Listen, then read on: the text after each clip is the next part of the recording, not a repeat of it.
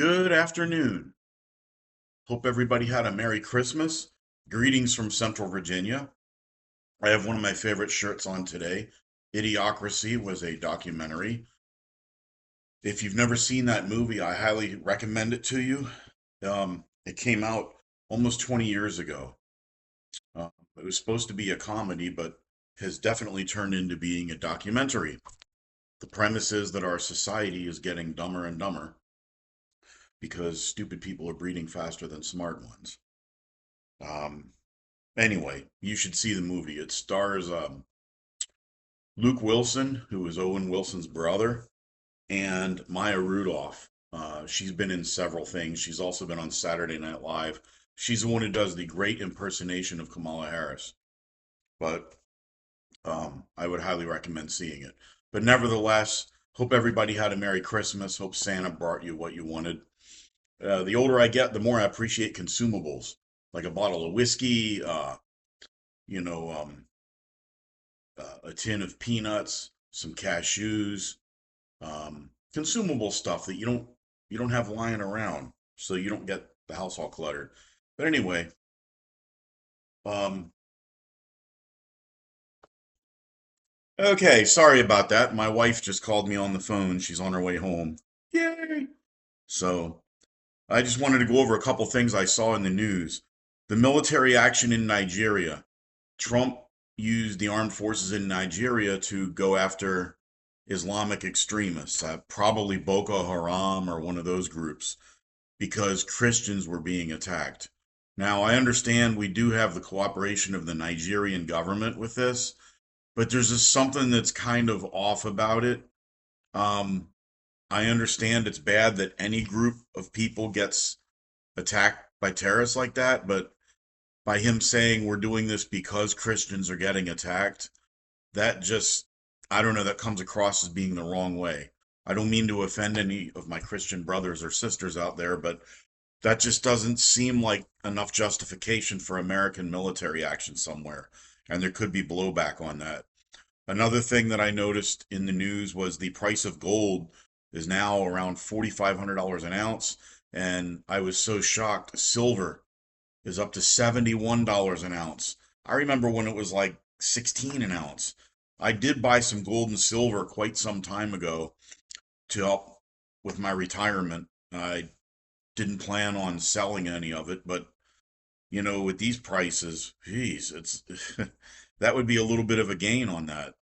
Um, but I got to remember it's not really that the value of the gold and silver went up. The real value of the US dollar has gone down. We've committed severe debauchery of our currency over probably the last 50 years, at least.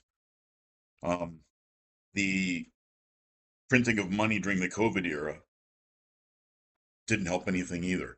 And that was Republicans and Democrats are both responsible for that via the Federal Reserve System, which isn't federal. They have no reserves, but they are a system. J.D. Vance made some controversial remarks. I didn't see any controversy in it, but he said people shouldn't be ashamed to be white, and he said about Asian people, shouldn't be ashamed to be Asian when they apply for university. A lot of people said his remarks were racist or insensitive. I don't really see it that way. I think that um, I'm not proud to be white. I'm not ashamed of being white. It's an accident of birth. It's like, uh, you know, being born with brown hair or blonde hair or blue eyes or brown eyes. It's a total accident of birth. You had nothing to do with it. It's not a matter of being proud or ashamed. Um, Nor should anybody be ashamed just because of what other people in their particular ethnic group do. If you are a black person, you can probably kind of be upset about it, but you shouldn't be ashamed about what other black people do. It's just, you are your own person. Yes, we are victim of guilt by association. That happens to everybody, every group. If you're Catholic, if you're Jewish, if you're Protestant, if you're black, white, Hispanic, or whatnot. But people are not monolithic. Let's get rid of this groupthink idea. Let's really focus on the content of one's character, not the color of one's skin. So I kind of got what JD Vance said. Maybe he didn't say it in the best way possible, but I think he's pushing back against this DEI stuff, which ironically, DEI, they're the people who claim to be anti-racist. Well, they're actually, you have to be racist to be anti-racist. You just can't be non-racist. I actually had one of these freakazoids tell me that. You can't just be non-racist. You can't just be non-discriminatory. You have to be anti-racist. And it's like, well, what does that mean? Well, basically it means you have to be willing to discriminate against white males.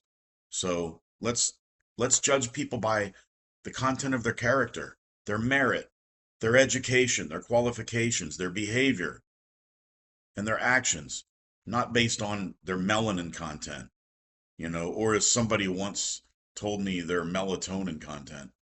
Yeah, somebody actually said it has to do with the melatonin makes your color in your skin. No, melatonin probably makes you sleepy, but that's a hormone. But nevertheless, time to move on from that. I understood what he said. Maybe he shouldn't have said it, but he's not wrong. It's just he didn't present it in the best way. He shares that in common with Donald Trump. He can have a good idea, but he'll go askew when he mentions it. As far as the stock market is concerned, it's, I think it's highly overrated. People are saying, oh, it's optimistic. The economy grew at 4.5%, but there's a lot of other factors involved in that.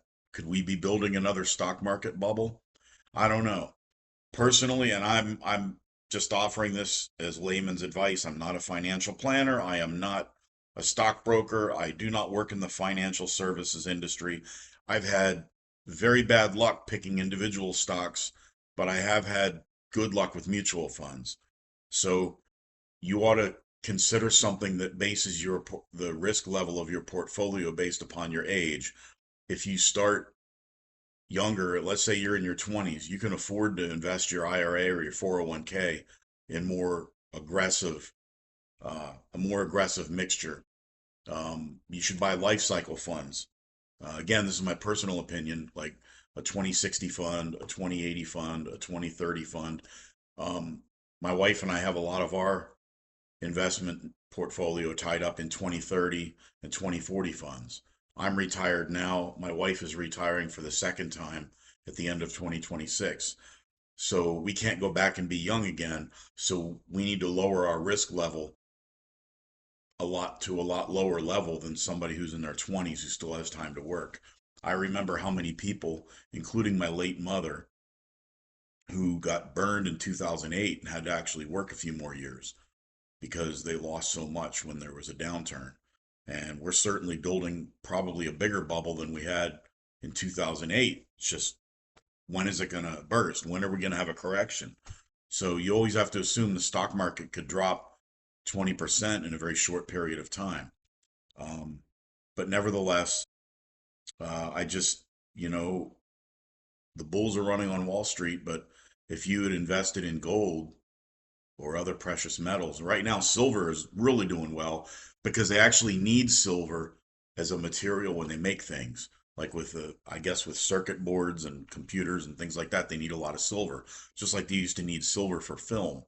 Well, nobody buys film anymore, but there's a lot more uses for silver than there are um, with gold. And also, silver is also a store of wealth, as is gold, but silver has industrial usage as well.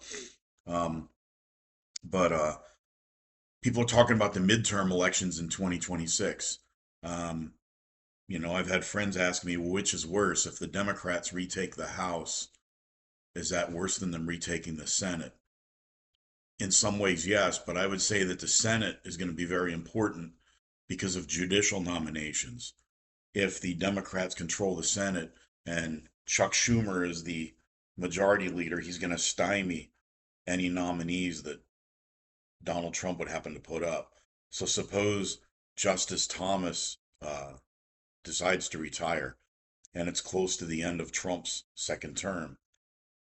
Trump's going to have to put up somebody to replace him, and Schumer can pull the same trick that Mitch McConnell did when he prevented Merrick Garland from being on the court, from having a hearing. Of course, That trick was originally done by the Democrats with both Harry Reid and Chuck Schumer when they were the majority leader. So that's something that must be considered as well. Um, it's hard to say which way the 2026 elections will go. If we have an economic downturn or we get embroiled in a war somewhere, then the Democrats stand a greater chance of picking up seats. And if the Democrats do get a majority, the first thing they're going to try to do is impeach Donald Trump, whether it's deserved or not. That's what they'll do. 2028 will be here before we know it, but politically, it's an eternity away. A lot of people are wondering, okay, who are the parties going to nominate?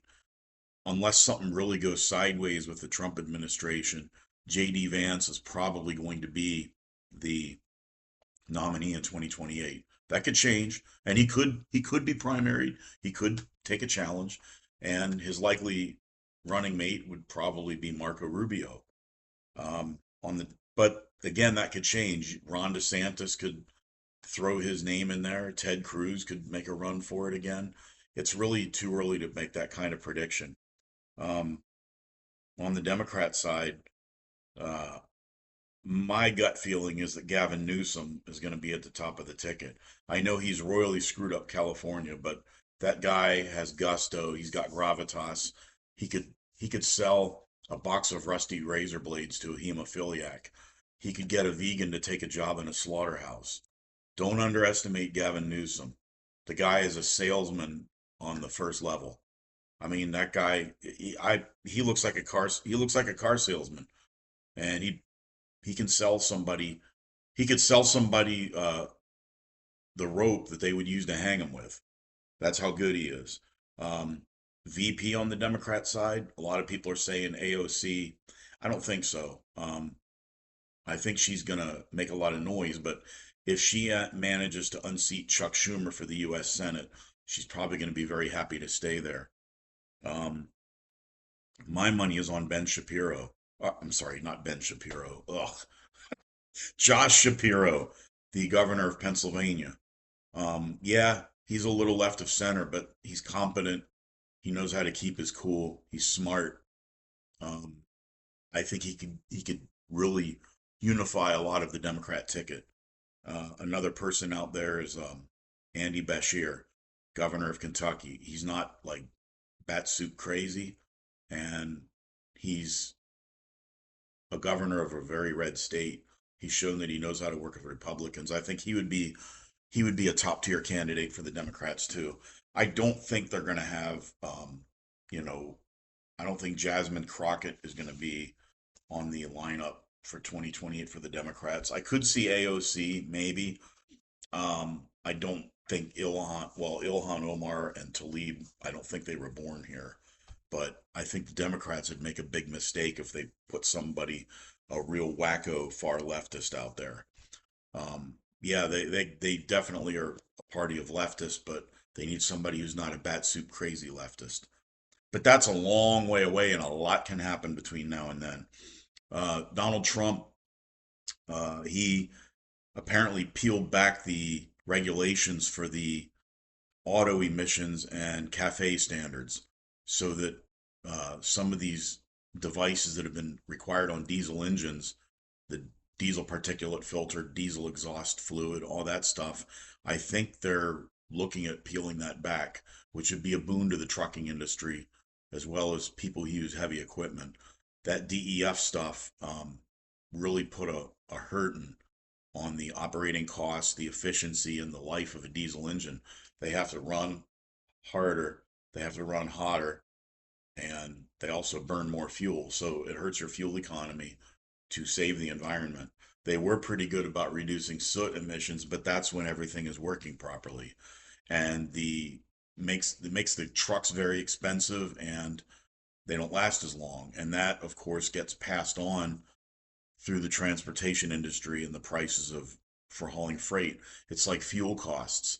You might say, well, I don't care what diesel costs because my car uses unleaded. Well, you're going to, every time diesel goes up, everything you buy comes by truck or train or ship. They all run on diesel fuel.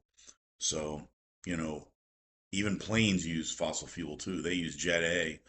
I think it's called Jet A. But that stuff, the price of fuel, that affects the airline industry too. And a lot of freight moves by air. Usually it's stuff that has to be there quickly. But another thing is, I noticed there was an article on YouTube, on Yahoo, and it said that alcohol sales are down, and a couple of distilleries have actually filed for bankruptcy. I think this is due to a couple reasons. Some of it has to do with the tariffs, because when Donald Trump puts tariffs on Canadian whiskey, that means the Canadians retaliate by putting tariffs on Kentucky bourbon and Tennessee whiskey. So our sales abroad go down. Also, domestically, a lot of 20 something and 30 something people are choosing to smoke pot instead of drinking alcohol. So that poses a problem with the industry as well. Um, Especially, alcohol has gotten very expensive. Here in Virginia, we have a socialist liquor monopoly. And not only do we have taxes gone up on liquor, but here in Virginia, you pay the liquor tax, you pay the state sales tax, and because the state has a monopoly on all distilled spirits sales, they charge even more. The same bottle of whiskey in Virginia that might be $35 might only be like 27 or 28 in a state like South Carolina with privatized liquor sales, or Florida, or Maryland or whatnot. So there's a couple reasons for that, and it is definitely, you're feeling it. Tariffs and taxes, whether it's a tariff on an imported good or a tariff imposed by another country on American-made goods, or a tax imposed by the federal or the state government, these things all affect people's purchasing decisions. And with the decriminalization of marijuana in most states, people are choosing to roll a fatty instead of opening up a fifth. And we're facing that. One of the last things I wanted to talk about in this video was the import of what's called key or K or Kai cars. I think the proper pronunciation is Kai. It's spelled Kei. Kai trucks. They are these little, they're usually built by Honda, Mitsubishi, Nissan, Daihatsu, and maybe Fiat makes them. They're these small little pickup trucks, and they usually have a tiny engine, like a motorcycle engine, like maybe 1,000 cc's or something like that. And they have 40 or 50 horsepower. Some of them can get up to 70 miles an hour, but you're really pushing it to go that fast. And you can now import them into the United States if they're 25 years old. And whether you can register them or not varies by state. Here in Virginia, there's one guy in my county who has one. I've seen it twice. He's got regular plates on it, an inspection sticker.